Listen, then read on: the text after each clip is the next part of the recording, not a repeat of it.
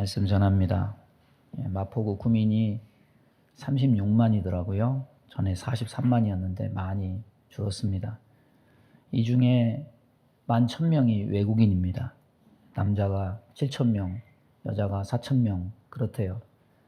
그런데 그 중에 40%가 또 중국 사람이라고 하더라고요.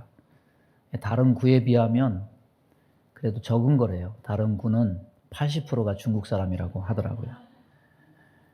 홍대 상상마당 쪽에 가면은 제가 외국인 같아요. 외국인이 굉장히 많습니다.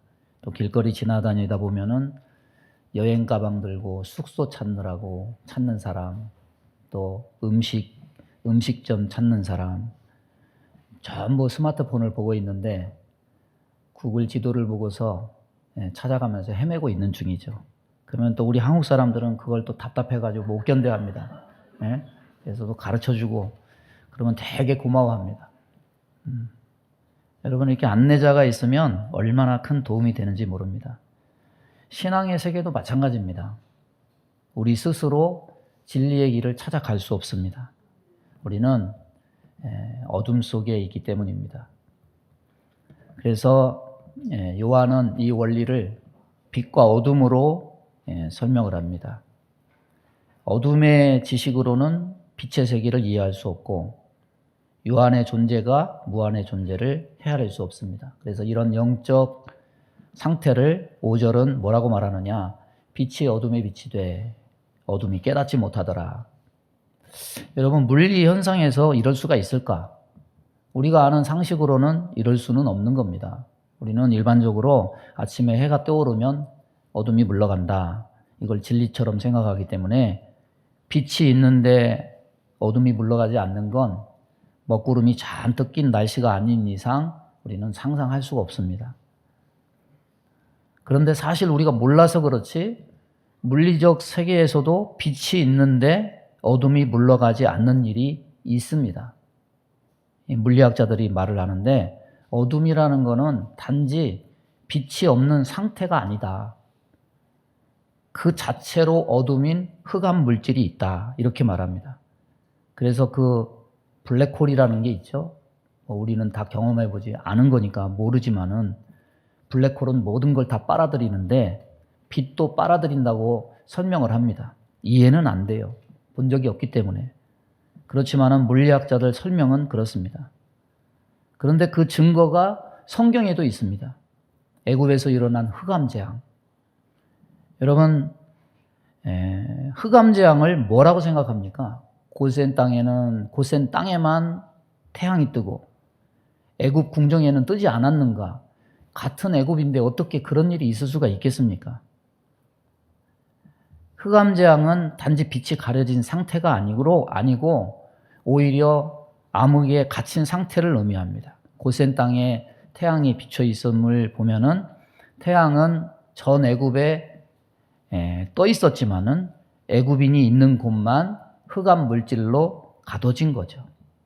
그래서 이걸 보면은 빛이 어둠에 비춰져도 어둠이 그 빛에 사라지지 않을 수도 있음을 우리는 알게 됩니다.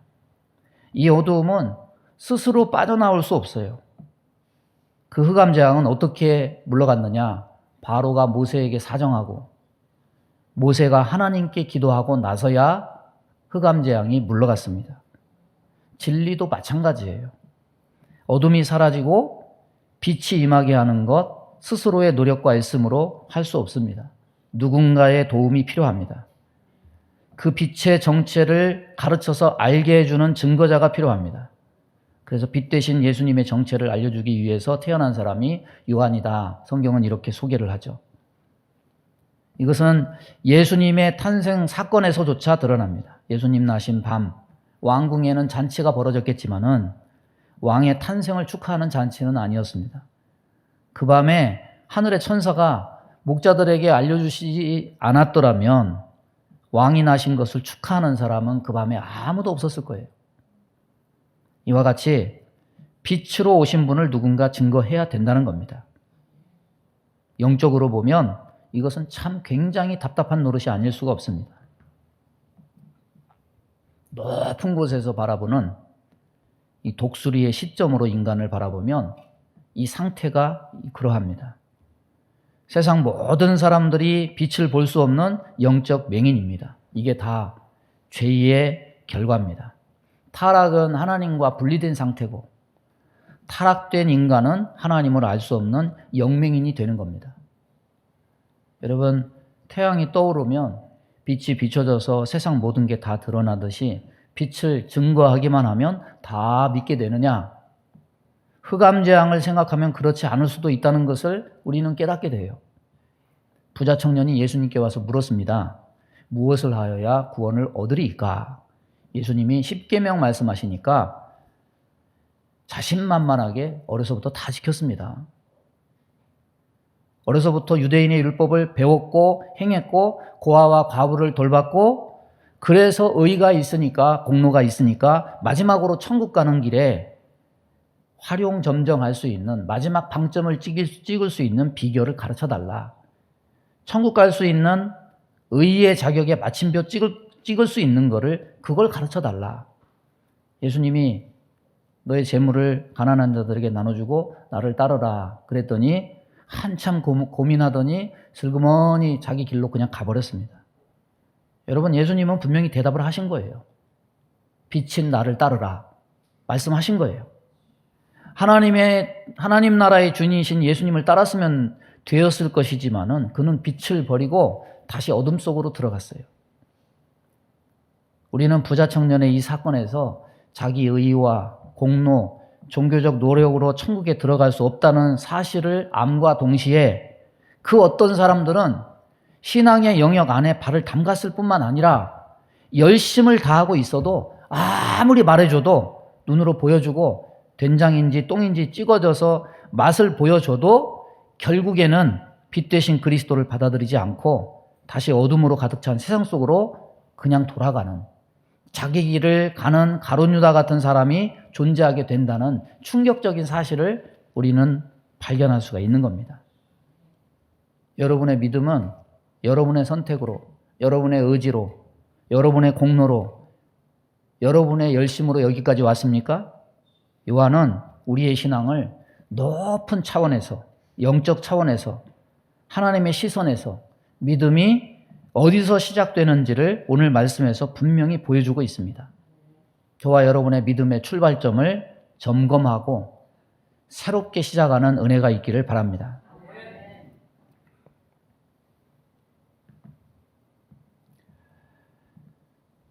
하나님이 빛에 대해서 증거하기 위해서 한 사람을 이 땅에 보내셨다고 말하는데 6절은 그 사람의 이름을 요한이라고 말합니다. 이 요한은 요한복음을 쓴 그 요한 자신을 말함이 아니고 예수님보다 6개월 먼저 나서 예수님 공생에 사역하기 전에 요단강에서 먼저 세례를 주면서 회개 운동을 벌였던 세례 요한을 말합니다. 7절에 저가 증거하러 왔으니 곧 빛에 대하여 증거하고 모든 사람으로 자기를 인하여 믿게 하려 함이라. 요한이 이 땅에 보냄받은 목적이 무엇이냐? 어둠에 대한 빛의 증거를 하기 위해서다. 요한은 빛이 아니라 하나님이 보낸 빛의 증거자였습니다. 그래서 요한은 나는 그리스도가 아니다. 나는 광야에 외치는 자의 소리다. 나는 예수님의 신들매 풀기도 감당치 못하겠노라. 그리스도만 높였습니다. 요한은 그 이름의 의미가 하나님의 은혜로운 선물이죠. 하나님께서 보내신 빛의 증거자 요한은 우리를 향한 하나님의 구원의 계획이었고 당신을 향한 놀라운 하나님 사랑의 표현이었습니다. 근데 여기서 한 가지 오해하지 말아야 될 것이 있어요. 빛의 증거자가 왜 필요하냐? 빛을 깨닫지 못하는 사람들 때문이다. 빛을 깨닫게 하기 위해서는 위에서 증거자가 필요한 것이지 빛이 스스로를 증거하기에 부족하고 불완전하다는 의미는 아니라는 거예요. 그래서 다른 이의 도움, 증거를 받아야 빛으로 완성이 된다는 의미가 아니라는 거예요. 빛은 참 빛이라고 말합니다. 이미 세상에 계셨습니다. 이미 세상에서 각 사람을 비추고 계셨습니다. 그래서 9절에 참 빛, 곧 세상에 와서 각 사람에게 비치는 빛이 있었나니 그가 세상에 계셨으며 세상은 그로 말미암아 지은 바 되었으나 세상이 그를 알지 못했다. 세상은 알지 못했지만 빛은 이미 세상에 있었습니다. 영원한 생명의 빛은 이미 각 사람들을 향해서 비춰주고 있었습니다. 그런데 알지 못해요. 암흑물질에 갇혀진 것처럼 알지 못해요. 찬빛 속에 영원이 있고 풍성함이 있고 치료함이 있고 회복이 있고 기쁨이 있고 축복이 있었지만은 깨닫지를 못해요. 이 무한자는 유한자를 창조하시고 그 유한 속에 들어와 계셔요. 그런데 유한자는 그 무한자를 알지 못해요. 자기 땅에 왔지만 백성들이 알지 못했다고 했습니다. 오늘날도 세상은 무지합니다.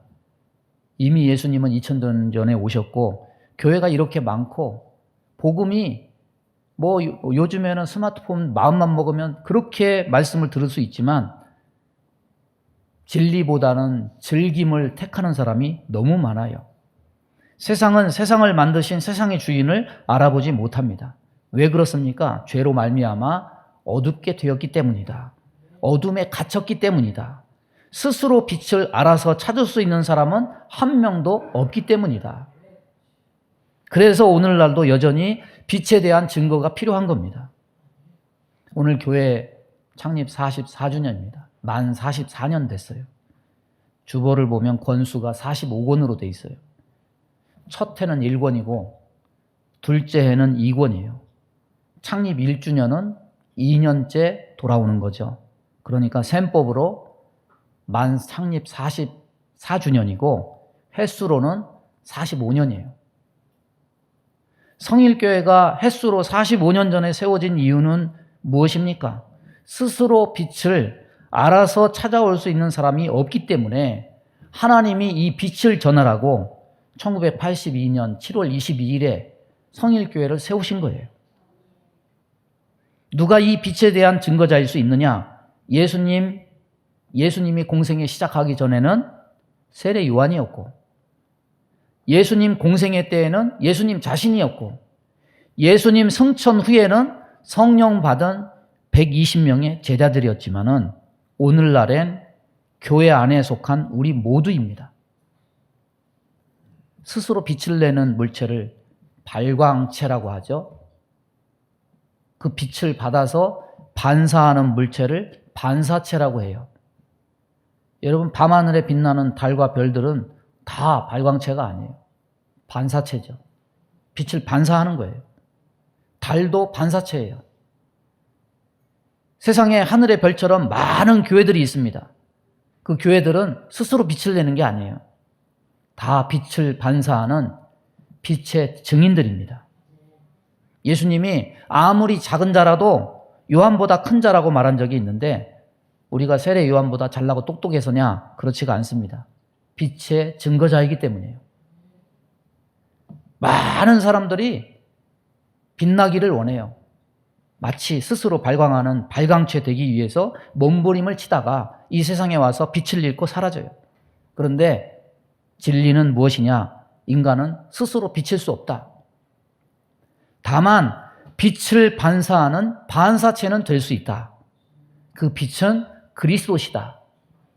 다니엘 12장 2절 보면 지혜 있는 자는 궁창의 빛과 같이 빛날 것이요 많은 사람을 옳은 대로 돌아오게 한 자는 별과 같이 영원토록 빛나리라. 스스로 빛을 내는 발광체의 삶이 아니라 하나님 나라의 주인 되신 그리스도를 증거하는 반사체로서의 삶이 이 세상에서 가장 복되고 가치 있는 삶입니다.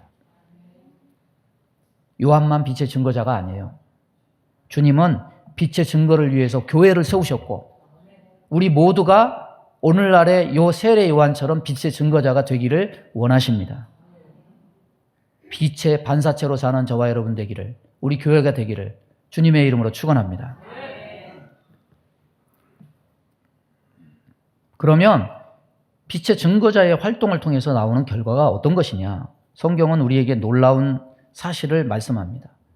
12절 13절 말씀, 영접하는 자 곧 그 이름을 믿는 자들에게는 하나님의 자녀가 되는 권세를 주셨으니 이는 혈통으로나 육정으로나 사람의 뜻으로 나지 아니하고 오직 하나님께로서 난 자들이니라. 예수 믿으면서 착각하기 쉬운 게 있어요. 아니 나는 믿는데 왜 저 사람은 당연한 진리를 믿지 않지? 우리 신자들이 가지기 쉬운 맹점입니다. 빛이 왔으되 세상이 그를 알지 못했고 세상을 지으신 창조주가 오셨으되 피조물이 그를 알아보지 못했다. 또한 11절에서 그 땅의 주인이시오 그 땅의 왕이신 분이 자기 땅에 오셨는데도 백성들이 영접하지 않았다. 그래서 우리는 이 같은 성경의 지적에 대해서 죄인 된 것을 책망하는 거라고 생각하기 쉽습니다. 빛이 왔는데 빛을 알아보지도 못하고 하나님이 오셨는데 하나님인 그를 십자가에 못 박아 버리다니 이 얼마나 어리석은 일이고 도대체 이럴 수가 있는가 하는 생각 가질 수 있지만 대부분 사람들이 이렇게 생각하죠. 왜 이렇게 생각하느냐? 나는 적어도 믿었기 때문이라고 생각하기 때문이에요. 나는 그렇지 않은데 저 사람들은 왜 저러지? 나는 예수 믿고 이해했는데 왜 이 사람들은 알지도 못하고 하나님의 아들을 핍박하고 조롱하고 침뱉고 십자가에 못 박았을까? 하면서 그 근거로 12절을 들먹이죠. 영접하는 자, 곧 그 이름을 믿는 자들에게는 하나님의 자녀가 되는 권세를 주셨다. 이 말씀대로 나는 믿었는데 다른 사람은 왜 믿지 않는가? 나는 선택했는데 저들은 왜 진리를 선택하지 않을까? 비교하는 습관을 가지고 이 성경을 적용하려고 합니다. 자꾸만 종교적 도덕주의 습관이 여기서도 발동해서 빛을 선택한 자기 의를 드러내려 하는 것인데 자기 의를 드러내려 하는 이런 시도에 대해서 오늘 말씀은 원천적으로 차단해 버립니다. 영접하는 자는 영접하는 자의 선택적 공로가 인정되지 않습니다. 왜 그러냐? 뒷구절이 이것을 설명해 줘요. 따라서 해보겠습니다. 이는 혈통으로나 육정으로나 사람의 뜻으로 나지 아니하고 오직 하나님께로서 난 자들이니라.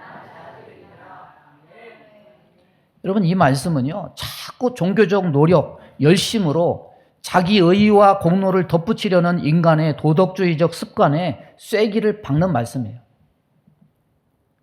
12절 말씀, 즉 영접하는 것, 그 이름을 믿는 것, 하나님의 자녀가 되는 것이 인간의 힘으로는 도무지 불가능한 일이라는 거예요. 이건 안 되는 거예요. 내 힘으로 된 게 아니에요. 물건을 소개하고 파는 세일즈는 사람의 개인 능력에 따라서 좌우되는 일이겠지만 복음을 전해서 예수를 믿게 하는 것은 그와 차원이 다른 겁니다.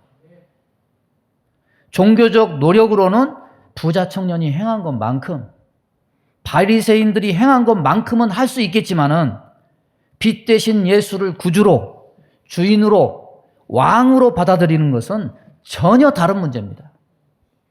그러니 인간으로서는 영접하는 일이 불가능하기 때문에 혹시 예수님을 영접하는 사람이 생기거든 그 사람은 자기 자신도 설명할 수 없는 기적을 통과한 사람인 줄로 알라는 이야기고 누군가 혹시 나의 전도로 예수님을 영접하는 사람이 생기거든 그 또한 나의 설득의 능력과 전도 능력으로 된 줄로 생각하지 말라는 이야기인 거예요. 우리가 알아야 될 사실이 있습니다. 여러분 빛이 이 세상에 오신 것도 하나님이 하신 일이지만 그 빛을 믿는 일 또한 하나님이 하시는 일입니다. 사람의 일이 아니에요. 빛의 자녀는 하나님이 만드신 자들입니다. 따라서 해보겠습니다. 내가 예수 믿는 것은 하나님이 하신 것이다. 믿으시기 바랍니다. 구원은 인간의 일이 아니에요. 하나님의 일입니다. 교회가 인간 노력으로 세워진다면 인간의 노력과 재능을 알아줘야 될 거예요. 그것이 공로가 되고 자기 의가 되고 구원받는 조건이 될 수 있을 겁니다. 그러나 교회는 인간 공동체지만 인간의 노력으로 존재하는 게 아니에요.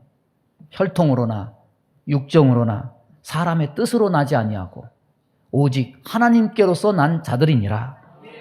구원은 하나님의 역사로만 결정되는 겁니다. 저 초등학교 때요. 뭔 소리를 많이 들었냐면요. 서울에 아파트 있는 곳에 교회만 지으면 저절로 부흥한다. 제가 초등학교 때 들었던 말씀이에요. 그런데도 1982년에 성일교회가 개척되는 그 무렵에는 그것도 한물 갔어요. 그때 뭔 얘기가 했냐면 지금 서울에 개척하면 늦는다고 얘기했었어요. 인식이 그렇게 몇 년 사이에 바뀌더라고요. 그런데 개척을 했고 햇수로 45년이 흘렀습니다. 하나님은요, 인간의 평가, 인간의 소리에 따라서 일하시지 않으십니다. 원로 목사님 원래 계시던 노예에 제법 큰 교회 목회하시던 목사님, 저 창립 예배 때 사진 보면 거기 앉아 계셔요. 그놈하고 참 인물도 참 잘생기셨어요. 그 목사님도 창립 예배 때 여기 와서 그렇게 뭐 순서 맡으셔가지고 기도를 하셨는지 그렇게 했는데, 그 목사님도 비슷한 시기에 서울에 개척을 하셨어요. 근데 얼마 못 가서 접으시고 시골에 내려가셨다가 소천하셨어요. 그러면 원로 목사님의 능력이 출중해가지고 기도를 많이 해서 성공했느냐? 사람의 시각은 그렇겠죠. 근데 이 말씀을 따라보면 사람의 노력과 사람의 열정과 이것이 아니에요. 하나님이 이 교회를 세우신 거예요. 하나님이 역사하신 거예요. 이 원리는 오늘날에도 마찬가지입니다. 여러분, 코로나 때 감히 누가 교회 개척할 생각을 합니까? 지금 이 시대는 어떻습니까? 그런데 정말 감사하게도 우리 노예만 봐도 젊은 목사님들이 코로나 때 교회 개척을 했어요. 이번 해에도 교회를 2개나 개척을 해요. 이거는 사람이 하는 게 아니에요. 한 영혼을 귀히 여기셔서 그 영혼 구원하시기 위해서 그 마음에 소원을 두고 행하시는 하나님의 역사하심이에요. 교회가 생기고 예수를 믿고 이것은 사람의 일이 아니고 하나님의 신적 역사입니다. 따라서 9절에서 11절의 말씀에서 사람이 빛되신 하나님이 오셔서 알지도 못하고 영접하지 않았다는 이야기가 어떻게 보면 인간적으로 보면 당연한 얘기예요. 여러분, 하나님이 없는 사람이 하나님을 믿지 않는 건 당연한 얘기예요. 12절에서 그런 어둠 속에 있는 그런 사람이 그 이름을 믿고 하나님의 자녀가 된다는 이야기는 이거는 당연한 이야기가 아니고 신적 역사고 놀라운 기적과 같은 일이라는 겁니다. 그렇다면 저와 여러분은 그 기적 안에 있는 사람이에요. 오늘날 기독교인들은 자기가 기독교인이 되고 예수를 믿게 된 것이 얼마나 놀라운 일이고 기적인가 이런 사실을 종종 잊어버리고 삽니다. 언뜻 생각하기에 설명만 잘해주면 누구나 예수를 믿을 수 있을 것이라고 속단해버립니다. 그래서 전도할 때 누구에게든지 믿어야 될 정당성을 제시하고 설명하고 설득했는데도 안 믿으면 이상하다고 생각을 해요. 그런데 그것은 성경적 생각이 아니에요. 여러분, 예수 믿음은 지식적 충족, 이해의 차원이 아닙니다. 전도의 결실은 노력의 차원, 공들임의 결과가 아닙니다. 내가 이렇게 말했는데 왜 안 믿지? 공들였는데 왜 안 돌아오지? 의아한 상태에 대해서 성경은 오히려 반대로 말해요. 안 믿는 것이 지극히 당연하다. 그러기에 성경은 우리가 믿는 것을 가리켜 오히려 기적이라고 말하는 거예요. 이와 같이 빛을 비춰도 빛을 보지 못하고 자기를 만든 조물주가 와도 모르고 왕 되신 이가 와도 영접할 줄 모르는 사람들이므로 그를 영접하게 되는 길은 우리에게 없습니다. 이는 혈통으로나 육정으로나 사람의 뜻으로 나지 아니하고 오직 하나님께로서 난 자들이니라. 바로 여기에 기독교 복음이 제시하는 은혜와 축복과 기적이 담겨 있는 겁니다. 여러분, 신앙생활 가운데 저와 여러분은 왜 자꾸 흔들립니까? 아니, 믿기는 믿는데 믿는다는 것을 증명할 만한 제2의 축복, 제3의 축복, 이것이 없는 거 아니에요? 내가 예수 믿게 됐는데 예수 믿는 것에 대해서 하나님이 뭔가 현실적으로 손에 잡히게 무슨 도장 찍어주는 것 같은 그런 것이 없어서 자꾸 흔들리지 않습니까? 그런데 오늘 본문에서 성경은 뭐라고 말합니까?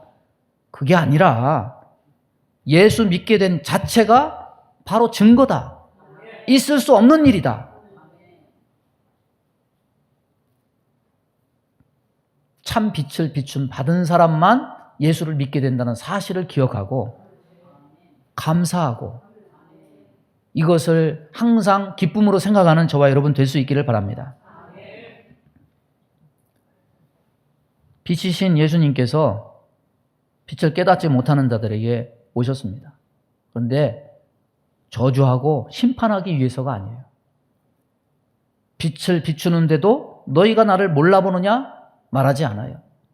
예수님이 제자들 자기를 배신하고 팔고 12제자가 하나같이 다 비슷한데도 예수님이 거기에 대해서 1절 말하지 않은 것은 사랑이 많아서도이기도 하지만 바로 이런 사실에서도 우리는 발견할 수 있어요. 이미 다 그런 줄 알고 오셨어요. 우리는 믿으면서도 하나님을 배신해요. 주님은 빛으로 섬김을 받으러 오신 것이 아니고 어둠에 있는 자들을 구원하러 오신 겁니다. 우리 모두가 장님인 것과 우리가 영적으로 죽어있는 것과 죄인인 것과 멸망의 자녀인 것을 주님은 다 아시고 오셨습니다. 우리가 그분을 몰라볼 것을 그분이 더 잘 아셨습니다. 예수님은 그렇게 오셨어요.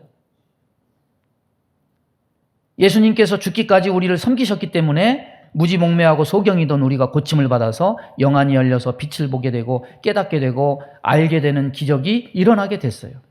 그래서 내가 예수 믿게 되었다는 것은 하나님이 증거자를 통해서 나의 영안을 열어서 하나님이 살아계신 하나님이심을 알고 믿게 해주셨기 때문에 내가 예수를 믿게 된 거예요. 하나님께로서 나게 된 거예요. 감격스러운 기적입니다. 성경은 뭐라고 말합니까? 이사야 1장 3절 보면 소는 그 임자를 알고 나귀는 주인의 구유를 알건만은 이스라엘은 알지 못하고 나의 백성은 나를 모르는도다. 여러분, 이 말씀이 오늘 본문의 9절에서 11절 말씀과 무엇이 다릅니까? 똑같습니다. 인간은 하나님께서 많은 기적을 베푸시고 일일이 간섭하시고 더 많은 어떤 것을 베푸신다고 해서 더 나아지지 않아요. 기적을 본다고 해서 더 나아지지 않아요.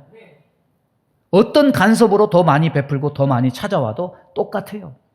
여러분, 오죽하면 하나님이 이사야 1장 10절에서 이렇게 말씀하셨겠습니까? 너희 소돔에 가는들아 여호와의 말씀을 들을지어다. 너희 고모라의 백성들아 우리 하나님의 법에 귀를 기울일지어다. 여러분, 이것이 누구를 향한 말씀입니까? 세상 백성을 향한 말씀이 아니에요. 자기 백성을 향한 말씀이에요. 이스라엘 백성들을 향해서 소돔의 관원이다, 고모라의 백성이라 말합니다. 하나님께서 뭘 지적하고 싶으신 겁니까? 하나님의 지적은 단 하나예요. 인간이 자기 문제를 자기 스스로의 힘으로는 해결할 능력이 전혀 없다는 것을 이야기하고 있는 거예요. 어둠 속에 거하면서 스스로 빛으로 나올 수 없는 것이 인간의 실존이고 인간의 실체예요. 그래서 성경이 말하는 것은 의인은 없나니 하나도 없다 말씀하고 있는 겁니다.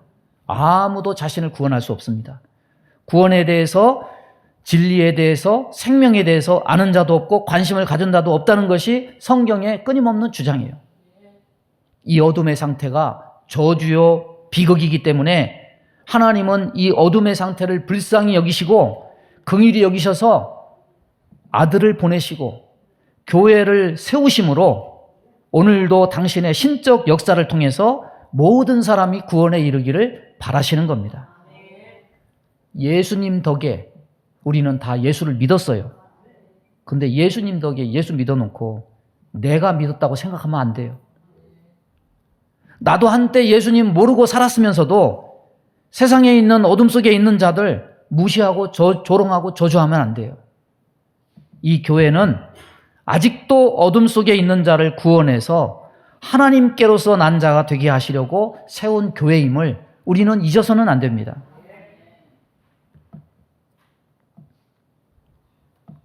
마태마가 누가 복음을 공간복음이라고 하죠.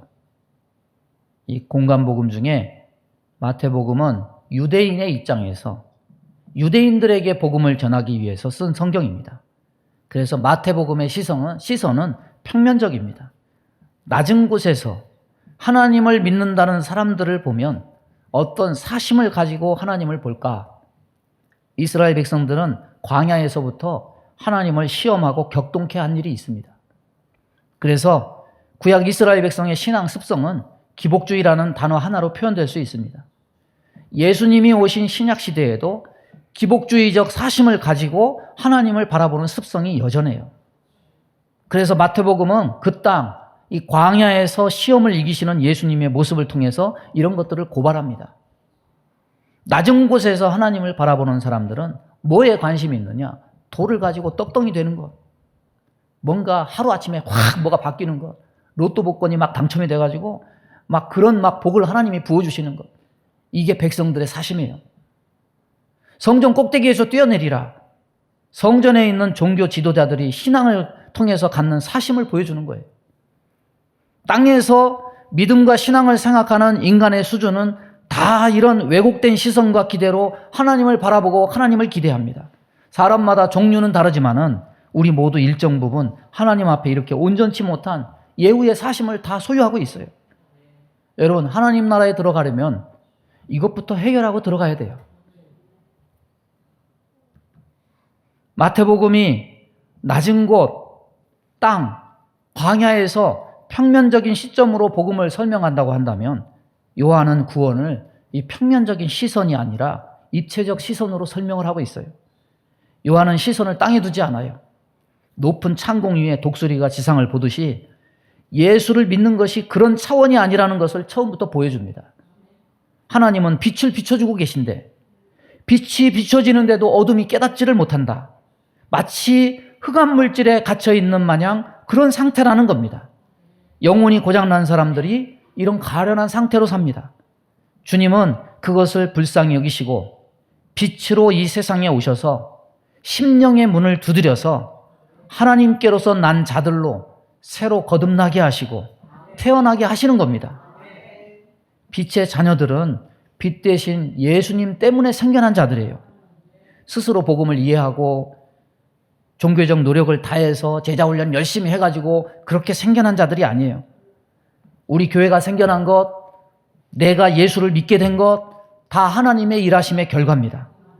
내가 빛의 자녀가 된 것에 감사하고 이 교회가 하나님께로서 난 자들이 많이 생겨나는 교회가 되기를 위해서 기도하고 우리 모두 다 빛의 증거자, 반사체로 살 수 있는 은혜가 있기를 주님의 이름으로 축원합니다.